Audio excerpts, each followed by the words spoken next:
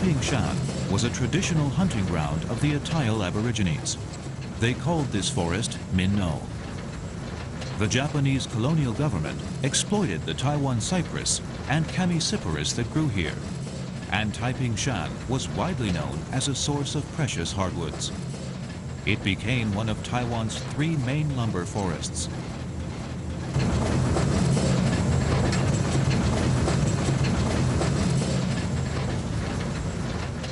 Forestry operations in Taiping Shan began in 1915. At first, lumber was manhandled along slipways, which were later replaced by ropeways and trolleys. In 1925, the first mountain railway was built to carry lumber.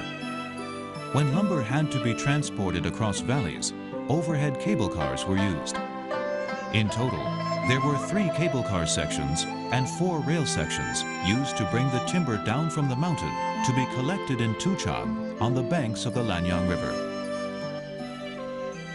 The rail linking Tuchang and Sanxing to the Julin Station, located in Datong Township, was built in 1924 and replaced water transportation. This mountain railway was 36.4 kilometers in length and had 10 railway stations. In 1983, Taiping Shan was designated a forest recreation area.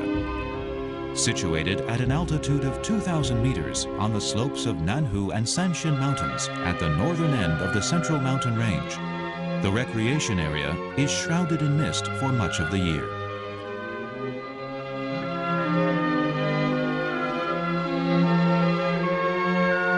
The appearance of Taiping Shan changes through the seasons.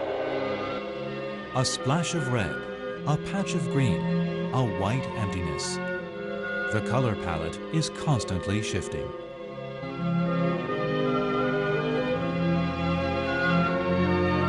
The Lodong Forest District Office has carefully added pathways and other facilities to the forest without disturbing this subtle tapestry of colors, allowing visitors to enjoy the mountains and streams of this area with minimal impact on the natural scenery.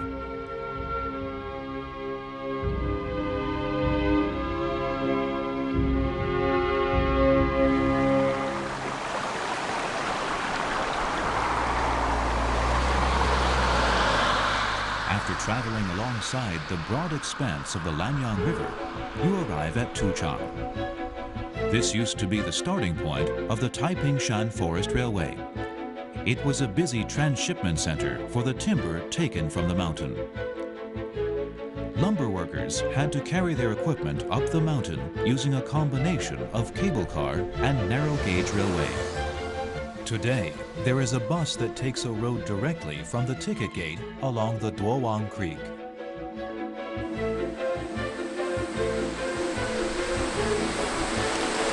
Partially hidden by mist and lush vegetation, the Jiuzhizi hot springs attract visitors eager to wash off the dust of city life. This weak alkali carbonated spring, with its clear spring water, is particularly suited to outdoor bathing. There are also fun diversions, such as a trough where eggs can be boiled using volcanic heat.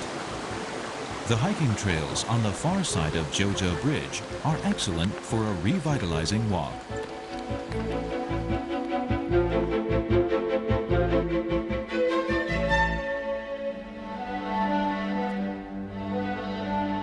As Taiping Shan Road increases in altitude, visitors can see changes in the environment.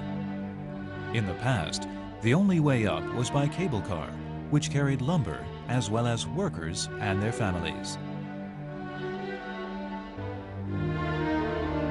At around 800 meters, at the head of the Jiuzhizi Trail, there is now a tourist information center with a multimedia introduction to the natural environment of Taiping Shan.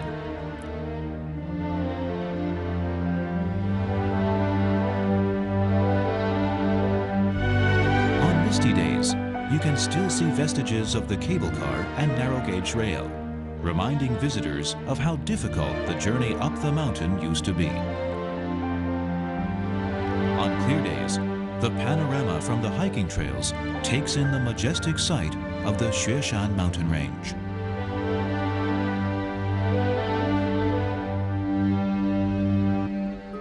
Seen from the Cuifeng Scenic Trail, the Taiping Shan Villa Complex, perched at 2,000 meters, looks like a mountain city in the clouds.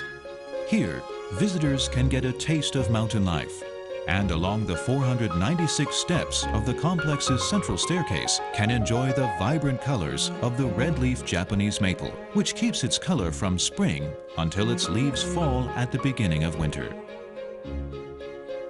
Only a few decades ago, Taiping Shan was an isolated community of lumber workers with little connection to the outside world. Along the central staircase, you can still see reminders of the settlement's history. The Japanese-style hostel has been converted into an archive that preserves the history of the area. At the top of the central staircase is the Zhenan Temple. It was built as a Japanese-style shrine, but has been rededicated to Kushinga. This is Taiwan's most accessible area of primeval forest. We can learn about the religious practices of the logging community, enjoy the Taiping Shan Poetry Walk, and take in the poetic beauty of the surroundings, all in a 30-minute stroll along a well-paved pathway. For those who enjoy hiking, the Chinese Hemlock Nature Trail provides a challenge. The air here is particularly sweet, and the lingering mists create scene after scene that seems to have come right out of a painting.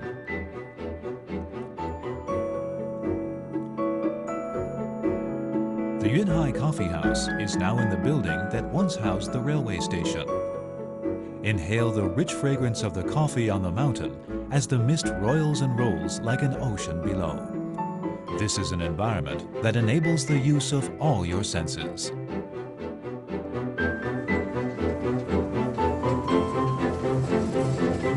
You can also ride the train on a journey back in time. In addition to carrying timber, this used to be the main means of transport in Taiping Shan, and many old residents still remember the hours spent riding this train. Maoxing is now the final station on the line. From here, there is a path that follows the route the rails once took.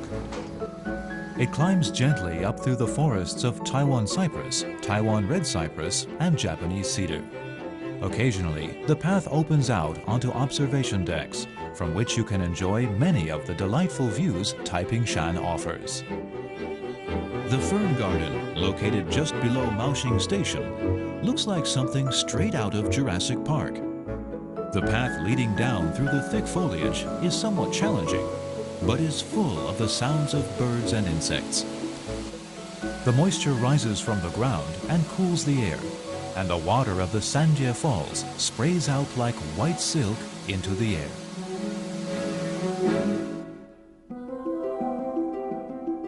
The Cuifeng Scenic Path follows the route of the Sanxing branch of the logging railway. Along this route, you can see the Taiping Shan Villa Complex and the ocean of clouds filling the mountain valleys below. The path has been designed using the principles of scenic ecological engineering. The path meanders up to Cuifeng Lake, Taiwan's largest high mountain lake. Cuifeng Lake covers 25 hectares, and on bright days, the mountains around it and the clouds above are reflected in its clear water. On misty days, it is shrouded in mystery.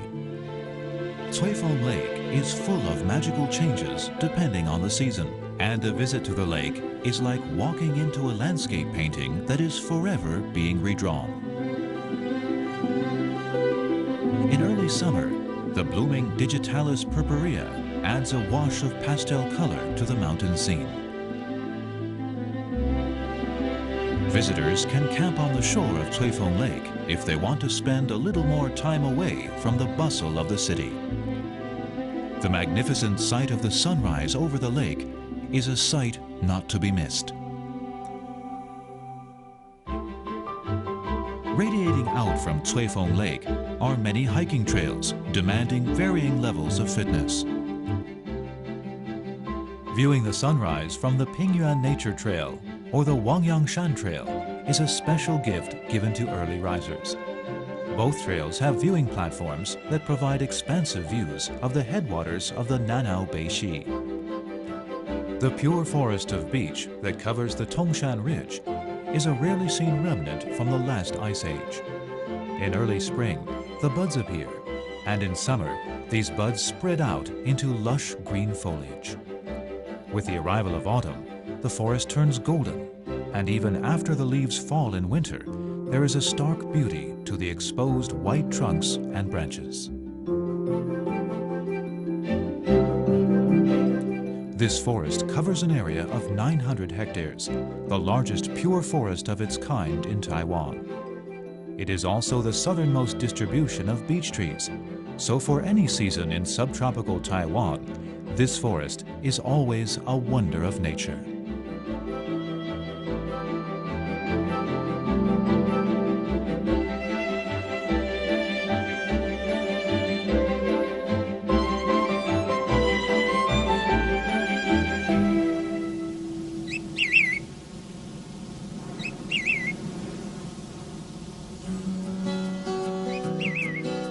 With its mountain trails and lush greenery, the forest's complexity strongly attracts visitors.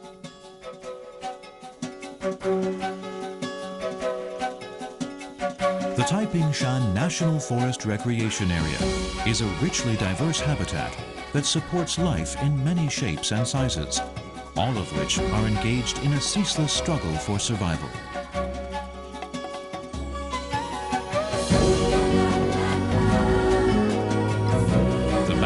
To and fro through the seasons, providing an endlessly fascinating spectacle.